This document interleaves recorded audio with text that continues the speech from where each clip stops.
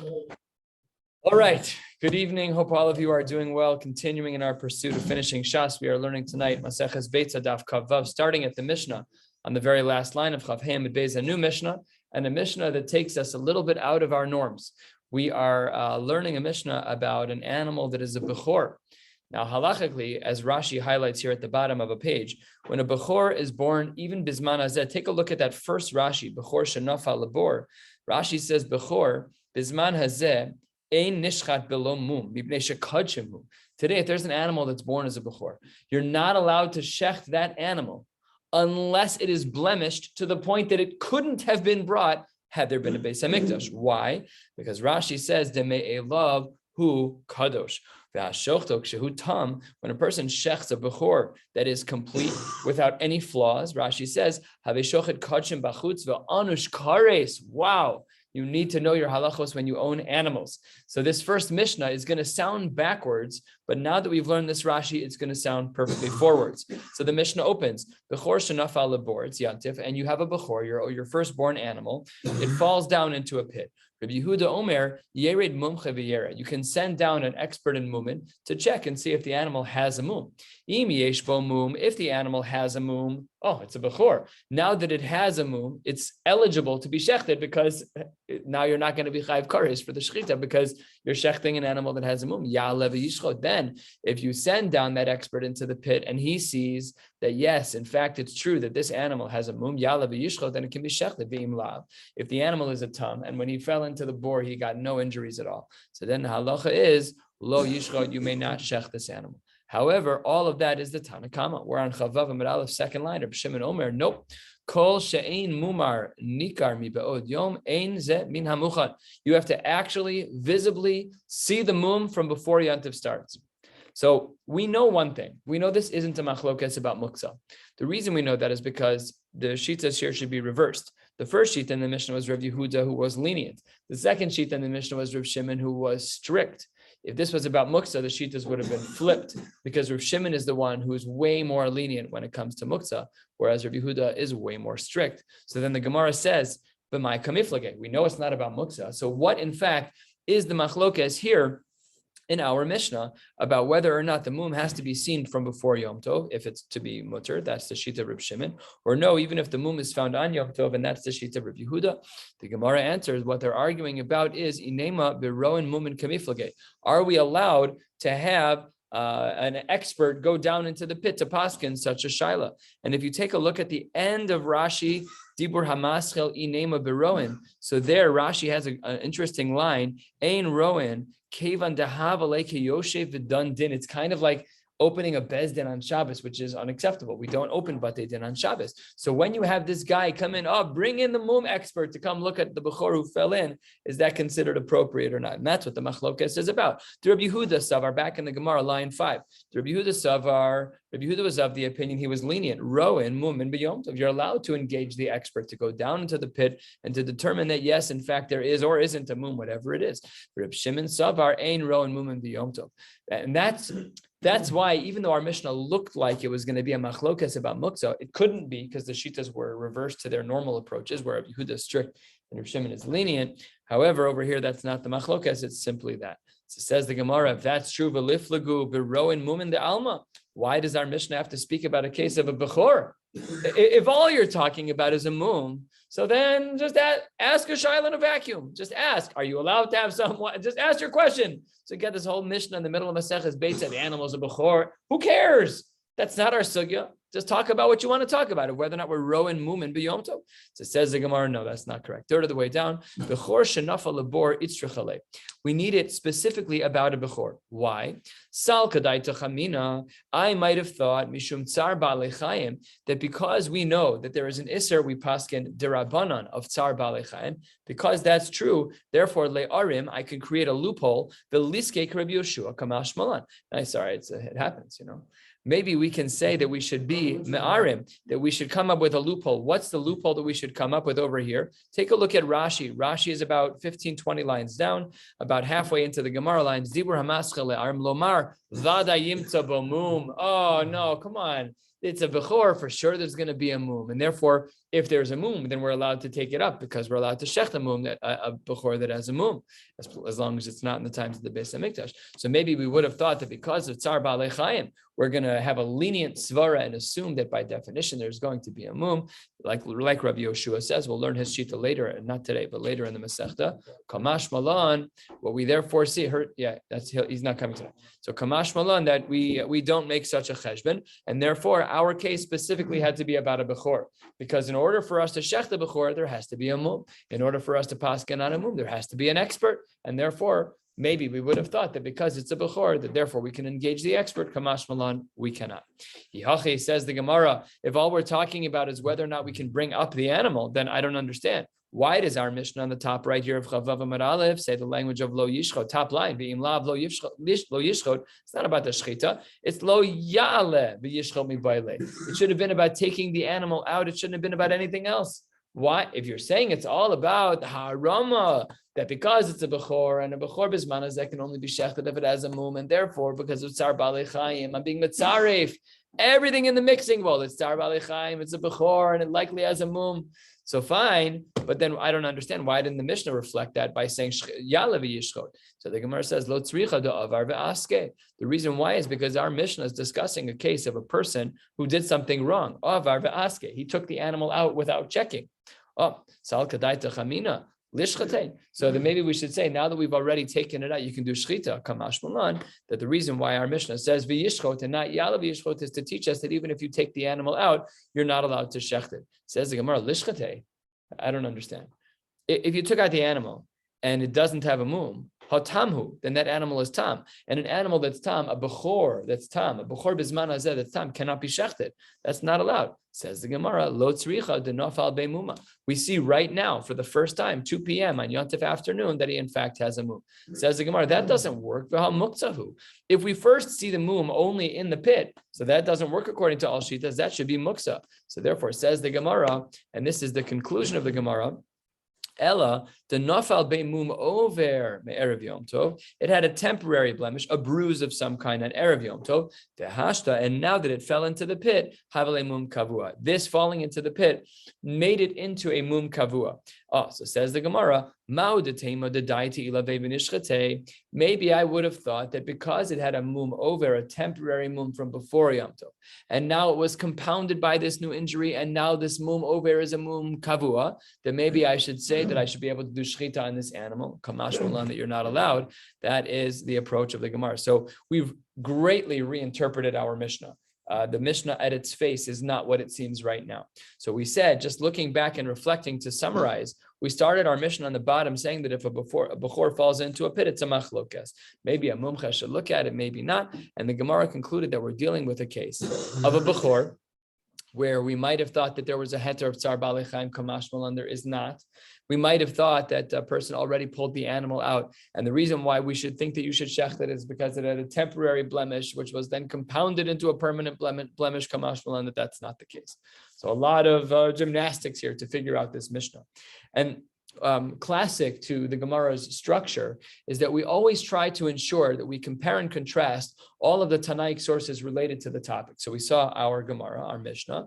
We also saw a dialogue about that in the Gemara, but here's another source in the Tanaim that's quite similar to our discussion, 6 lines from the bottom of Chavav Amar Aleph. Says the Gemara, Tanu Rabbanan, the rabbis taught us, Bechor tam shenafal labor. If there was a Bechor that we know it was just checked before Shkia, and it had no blemishes, no movement, and then it falls into the pit. Rabbi Yehuda Hanasi Omer, not Rabbi Yehuda like our previous Rabbi Yehuda Hanasi, famous Rabbi Yehuda Hanasi, he says, Yered mum cheveyera. You're allowed to send the mum expert down to see what's going on. If the bechor has a flaw in it, has a blemish, it can be shechted, because as mentioned, bisman hazeh, a bechor can only be shechted if in fact it has a blemish. Otherwise, you'd be shechting kachim bachutz, and that's not allowed. Ve'im lav, and if there's no blemish, then lo yishchot. So that's shita number 1, Rabbi Yehuda Hanasi. The Gemara then pushes back. Amar lo Reb Shimon ben Manasseh. Reb Shimon ben Manasseh says, Rabbi Yehuda Hanasi, Hare Amru, it was said by others, and the Rashi here references that we're speaking about his Rebbe. we're speaking about, let's just see his name here. So at the Rashi, which is 6 lines before the bottom of the page, Rashi says, Amar le Rav Shimon ben Menashe, Hare Amru Rabboseinu Dor Shelefanenu, Ein Roen Mumen. The Rabbi Shimon ben Yochai, Midor Shelifneim, and Haya, the Rebbe, Talmido Haya. Rebbe was a Talmud of Rabbi Shimon ben Yochai. So when the Gemara says, back to where we are, Amar lo Rabbi Shimon ben Menashe, Hare Amru Ein Roen Mumen b'Yom Tov, he is subtly referencing the fact that Rabbi Yehuda Hanasi ignored what his Rebbe said, that his Rebbe had said, Hare Amru Ein Roen Mumen b'Yom Tov. So Ketzad. So how do we see that all of these shitas make sense? The Gemara says 2 lines from the bottom, An Chaf Vav Amud Aleph. Nolad bo mum me erev Yom Tov. If in fact the mum, we see a mum on a bechor from prior to Yom Tov, ein mevakrin oso Yom Tov, then you can't all of a sudden, you go to shul at night and you see the mum expert. Hey, listen, Rabbi so-and-so, Rabbi expert, can you come to my house? No, you cannot. Ein mevakrin oso Yom Tov. However, last line, nolad bo mum be Yom Tov. Let's say, in contrast with maybe the mum happening on Erev Yom Tov. Here, if the mum happens on Yom Tov, so says the Gemara, Reb Shimon Omer, Ein ze mina muchan. That's not considered muchan because the blemish was only found on Yom Tov and not before Yom Tov. So that's what the Gemara says. And then the third statement here, the last word on the first line, V'shavin, both of them agree. Sheim nolad hu umumo imo. That if an animal was born and it was immediately noted that when he was born, his blemish already existed, it was already present in utero. So then that's mina muchan, that is considered to be muchan, and that animal can be shechted as a bechor. Now, that's all the Tanaim. So we're comparing this to our Mishnah. So says the Gemara, here come the Amoraim, line 3, Chavav Amud Beis, Darash Rabba Bar Avuna, Nolad hu umumo imo mivakrin oso b'yom tov. He says, I can see from this Beitzah that we just learned that if an animal is born with its mum, that the moment this bechor is born, we see that it has a permanent blemish to its body, one that it existed since its conception or since its development. So then you're allowed to do bikur. You can have the expert come check out this animal to ensure that there's a mum, in which case it can be shechted. And says the Gemara, that's lechatchila. So Amar le Rav Nachman says back to Rabba Bar Avuna, I don't understand. Abatani, my father taught that im avar, if avar ubikro mivukar, that if somebody went to check the animal, that it's checked. That's the language of bidiyevet. The atamas mivakron aso lechatchila. What you're saying doesn't fit with my father. So Rav Nachman pushes back. Rabba Bar Avuna said that it's lechatchila to check the animal if the bechor was born with its blemish. And over here we see in the name of Rav Nachman's father that that's not correct. That it's only im avar uvikaro mevukar, only if it's b'diavad language. So Amar Abaye kavase de Rabba Bar Avuna mistabra. It seems to be like the first approach is correct, that if an animal is born with its mum, that it is considered to be able to be checked lechatchila. Why? Midikatani tzlasi bave. The reason why is because our Beitzah taught 3 different cases, one of which is explicitly lechatchila. Let's see how the Gemara breaks down all 3 cases, 7 lines down, approximately. Chavav Amud Beis. Nolad bo mume erev Yom Tov ein mevakron aso b'Yom Tov lechatchila hu delo hadiyeved shapir dami. When it comes to an animal that his mum is noticed, a bechor, his mum is noticed before Yom Tov starts, you're not supposed to have the expert check. But that's only a din lechatchila hu delo hadiyeved shapir dami. That's the first phrase of the Beitzah that we just learned at the bottom of Chavav Amud Aleph. Here's the second phrase: Nolad bo mum b'Yom Tov. If we only noticed its mum on Yom Tov itself, Reb Shimon Omer ein ze mina muchan, that doesn't work at all. And de'afilu di'eved na'amilo, even if you send in an expert, that doesn't work at all. The animal cannot be shechted bichlal.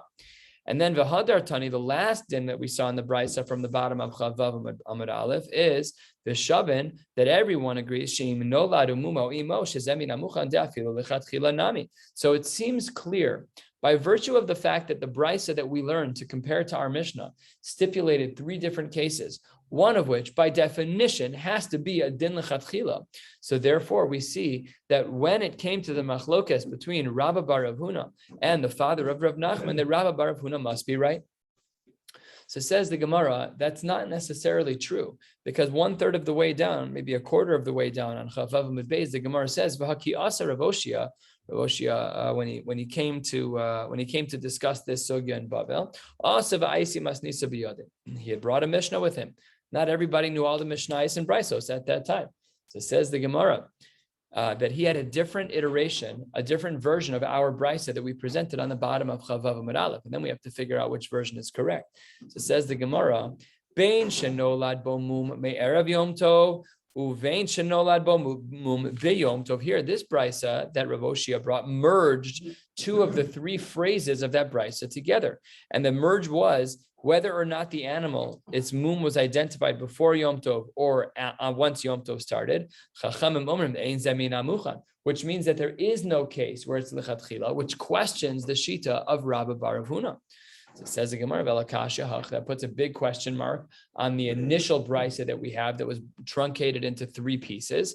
Says the Gemara, you're absolutely right, and that was a mistake. That brisa that we had that was broken into three pieces, the one that seemed to support the sheet of Rabbah, was in error. That was Ada bar Ukmihu, de Mishabesh Vitani. Everybody knew about him that when he opened his mouth to quote a Mishnah, he was likely to have some type of gaffe, some type of mistake. We're familiar with these kinds of things culturally, personally. We see them all the time. People make mistakes when they quote things. So he was not known for his memory when it came to quoting Mishnayos. So he made an error. And the Mishnah, the Beitzah, that we quoted at the bottom of Chavav Amud Aleph, that was meant to be a contrast to our Mishnah, which indicated that there was a din lechatchila where one could do bikur, where you could have an expert in Mumin come check. That is just simply not correct. And Amar Rav Nachman Bar Yitzchak Masnisa Nami Deka. Our Mishnah is actually a Raila Davar de Katani Reb Shimon Omer Kol She'ein Mumo Nikar Me'erev Yom Tov Ein Zamina Muchan. That's our Mishnah. Our Mishnah says that Reb Shimon was of the opinion that you have to see that if you see the mum from before Yom Tov Ein Zamina Muchan. My Ein Mumo Nikar. What does that mean? If you want to say that prior to Yom Tov that nothing was recognizable, pshita, that of course the animal is going to be not going to be able to be shechted.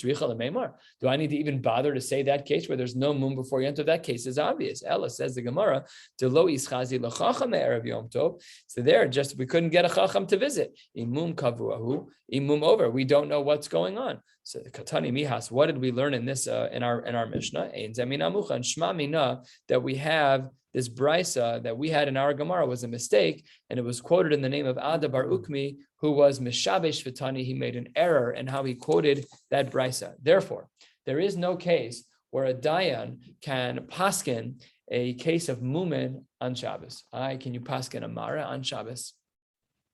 What about, are there any cases of... Right. What? When you mentioned that before, that it looked, people are shilos. You have to ask. You have to answer those shilos before shkia. Let's say that a woman's bedika is a bad bedika. So if she wants to try to save a day of getting to the mikvah, that hefsek tara needs to be done before shkia. Of course, we allow for that. What's the difference between mumin and that? So other than the conceptual difference, I don't know. I could see that, I should say, other than the practical difference, I don't know. If a woman wants to try to get a hefsek tara before shkia, no choice. You have to pass. They didn't have meat in the freezer. Correct. I mean, they had them in salt, but it wasn't the same. Didn't keep as well. Wasn't. So I don't know in a halachic way, but we do know that Bezdin does not open. You could not have a din Torah. It's a din in ksav. Yeah, it's a din in writing, I believe. I think that's the concern. Okay, so Shema Mina, that our version of our brisa, where it was truncated into three parts, was incorrect, and the correct version of the brisa was as it was brought from Eretz Yisrael from Rav Oshia, where it was where the two phrases were brought together of whether or not the mum was found before Yantif or on Yantif. All right, we're going to start learning a sugya right now that seems a little bit out of left field, but we will soon come back. Is it possible, asks the Gemara, we are halfway down, exactly halfway down on Chavav Amud Beis. Is it possible that something could be muksa for only part of Shabbos? Is there such a thing? Yeah, half Shabbos. Half Shabbos, very good. Anyone with practical advice? Yeah. Why am I high? Because you can't clean up your table. That's not muksa. That's because it's hachana. That's not muksa. I know it's hachana, but the stuff that's on the table would therefore be muksa. I see what I'm about to learn about. You're allowed to eat it. You can still eat that food. It's not muksa. We wouldn't call it muksa. We'd say you can't clean up the non-perishables because it's hachana. You're preparing for cleaning for after Shabbos. There's no purpose on Shabbos anymore. That's an interesting idea, but I don't think the poskim would agree with that distinction because our restriction has to do with hachana, not with muksa. So let's articulate the Gemara's question. The Gemara says halfway down, Ba'emine Rav Hillel me Rava, not Hillel the Tana, because Rava was a 4th century Amora, can't be. They didn't overlap, obviously. So these were two Amoraim. Rav Hillel was an Amora that is uncommon. It's a name that we don't hear that often. But nevertheless, he and Rava were contemporaries, or this person was asking a shaila from Rava. Yesh muktzah lechatzi Shabbos, o ein muktzah lechatzi Shabbos. Do we have muktzah that only applies for part of Shabbos? Not do we only have partial Shabbos, but do we have muktzah that applies for partial Shabbos? Yes or no? So says the Gemara, what's the case? Hechidami. If everything was good to go by Bein Hashmashos on Friday, then all is well. Like, you got to give me the case first. Like, I don't even know what you're talking about. How could you have a case like that? Because the Gemara says that, and we know this as a general rule, we typically assume that muksa is determined at the onset of Shkia. As long as something is fit for use during that time, it's good to go for the whole Shabbos. We don't say that at 2 p.m., at 3 p.m., at 4 p.m. We don't say that. Even if you're done using it, it's not muksa. That's not what it is. It says the Gemara, lo tzricha, what are we talking about? It was fit to use. And then v'hadar idche, and then it was pushed away, namely it wasn't available to use. V'hadar ichze, and then it became available to use again. So the examples that one of the examples that some of the Meforshim bring is one from their day. You have some figs that are drying on the roof. They would dry out their fruits and it's totally dry. Can you eat it? Absolutely. Ready before Shabbos. Friday night it rains. Now they're inedible because they're wet again. Shabbos morning the sun comes out and then the figs dry out again. Can I ask So what makes it inedible because they're wet? I've been juicier. I don't understand that. That's it. You're trying to eat raisins. If you ate a raisin that was like sloshy, something's wrong with the raisins. Now, I don't have a real answer for you other than my own response, but it's clearly inedible for their liking. It wasn't eaten. And even if it was theoretically edible, it wasn't what they ate. So why did they have it on the roof? To dry out. That's why they had them there. So whatever the case may be, that's what some of the Meforshim say. But this is the case that we're dealing with. So now let's stay focused here. Our question is like this. If you have a case where something is perfect by Shkia on Friday, and then imperfect at some point on Shabbos, and then perfect yet again, how do we look at that? So we're going to see two answers to this. What is the halacha? So answer number one, Amar le yesh muktzah, that it's possible to have partial muktzah. That means that if Shkia is at 6, that at 7 p.m. you could eat the figs. If at 8 p.m. it rains, you can't eat the figs. And then by morning when it dries out, you can again eat the figs. That we could have a Shabbos where an item is only mutter for parts of Shabbos. An unbelievable idea, one that we are not familiar with. Esvei says, Isn't it on the chayfetz, not on the day? Isn't it on the chayfetz? It's a mix. It's Shabbos. On a Tuesday, it wouldn't matter. No, but I'm saying like the tzura has changed. Its edibility has changed. Right. So does that, why does that make it muktzah? You could still eat it. You just may not like it. But That's what I was saying earlier, is that its edibility is not like, can you eat it? Nobody eats these foods like this. It's like eating a potato that's like hard. Nobody does that. That's not normal. That type of food under those circumstances was uneaten. It just didn't happen. It was muktzah. It is muktzah to take freezer stuff out of your freezer. It's muktzah. You don't eat food like that. So, however, whatever their mindset was, to your question as well, Gerald, whatever their mindset was, that food was off limits. No one would eat it. So therefore it's muktzah. So this shita is unique. Again, we're not used to thinking like this. We're used to thinking if it's muktzah, it's muktzah. If it's not muktzah, we're usually pretty categorical about it. But here the Gemara is entertaining this as a possibility that muktzah could be in pieces. It could happen throughout the day in different ways. Could be. So it says the Gemara, hold on 1 second. And this is where we're going to tie this back into our sugya. Esvei, hang on 1 second. We learned earlier today, we're 2/3 of the way down. V'shavin sheim nolad umumo imo shezemi namuchan. We learned that if an animal was born and its mum was present, that it is considered muchan. Ve'amai. Why would we consider that? Nema, maybe we should say that hai bechor me'ikara havachazi, that initially the animal would have been fit, and then agav ime, because of its mother. Had the mother been shechted, the animal in theory could have been eaten inside. Once it's born, we cannot eat it. because now we have to check for a mum, because only when it's born is it a bechor. So it started out Shabbos in utero, that had we shechted the mother, we could have eaten the animal inside, even though it's a bechor, because it's not a bechor until it's peter rechem. So part one of Shabbos is perfect. I can eat the animal. Then the animal's born, and itchile, we have to wait to find the mum. And then achazi lechacham ishterele, and once the chacham finds a flaw, then we're allowed to eat it again. So what did we say over there? We said that it's mina muchan. That means that there's no muksa in trunk. That we don't look at it that way. There's no muchan.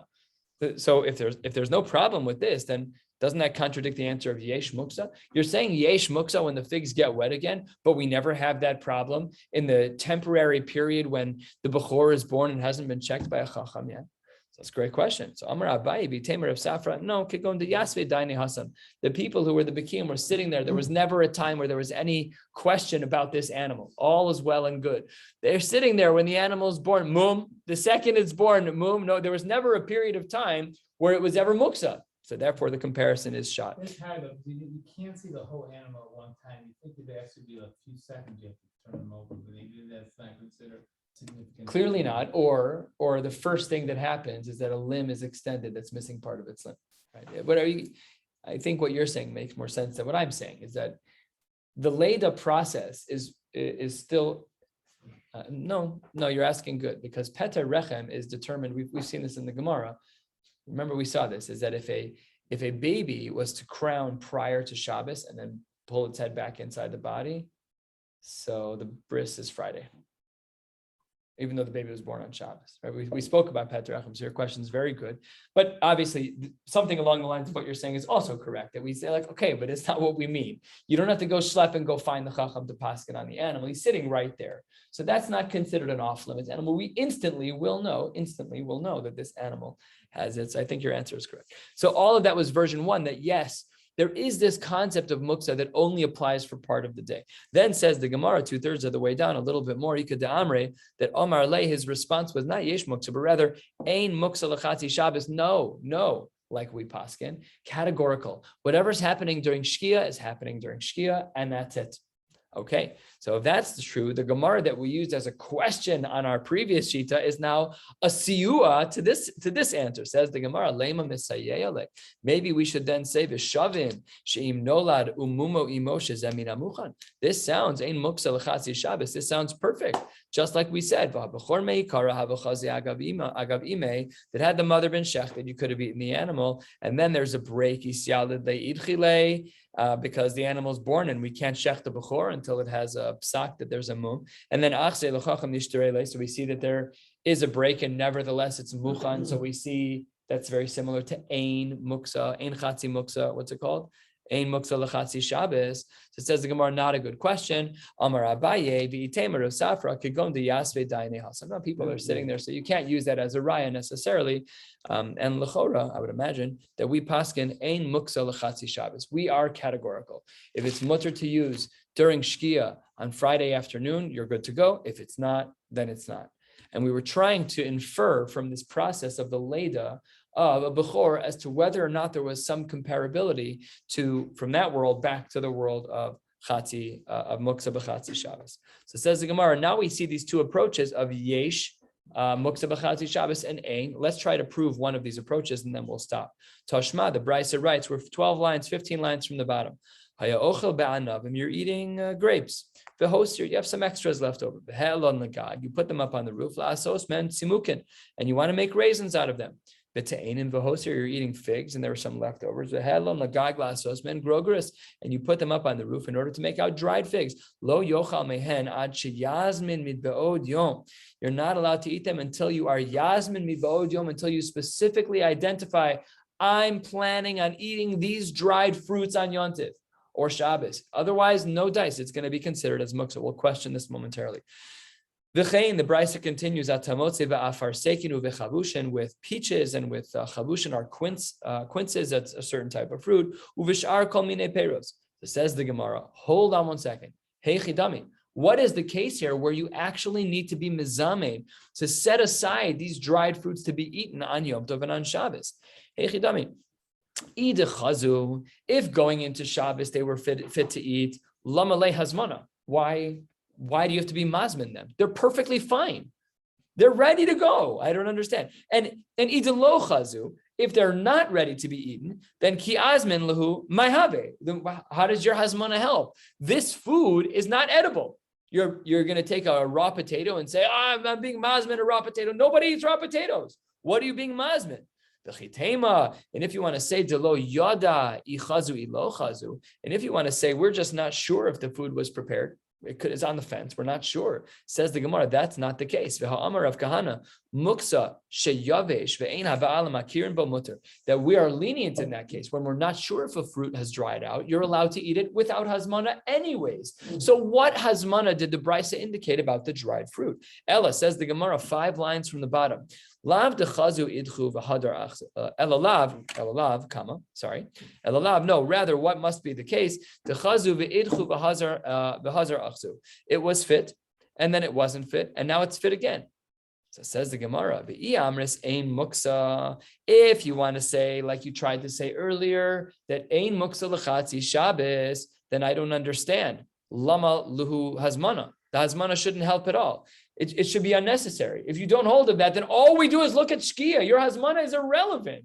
It's only a question of edibility at shkia, period. You're being mazmin, so what are you being mazmin? The food's ready or it's not. So it says the Gemara, elamai. Well, what's the other option? Yesh muksa.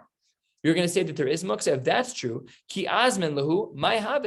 What good does that do that you're being mazmin in if you say yesh muksa? It's either ready or it's not. So therefore, says the Gemara, 3 lines from the bottom, and we'll end with this idea.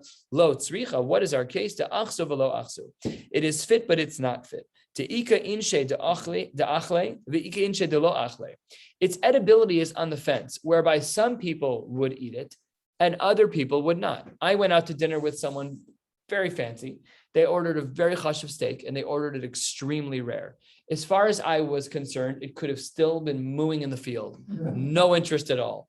I would not eat that, but he was like in heaven. I'm like, just put this back on the grill. And I sent some back with the waiter because I couldn't eat it. So it says the Gemara, the fruits are the same way. Some people eat them and some people don't. Now that's different.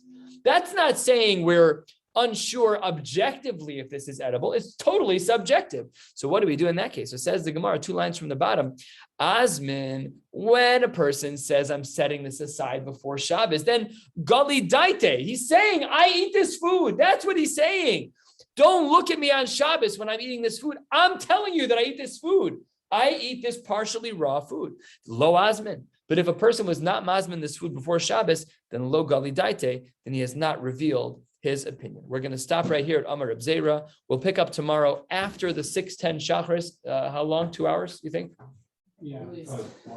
Plus, let's assume somewhere around 8:10 approximately, maybe 8:20. We'll see. Whenever Shachar sends us, when we'll start this year. Wishing you all a beautiful night.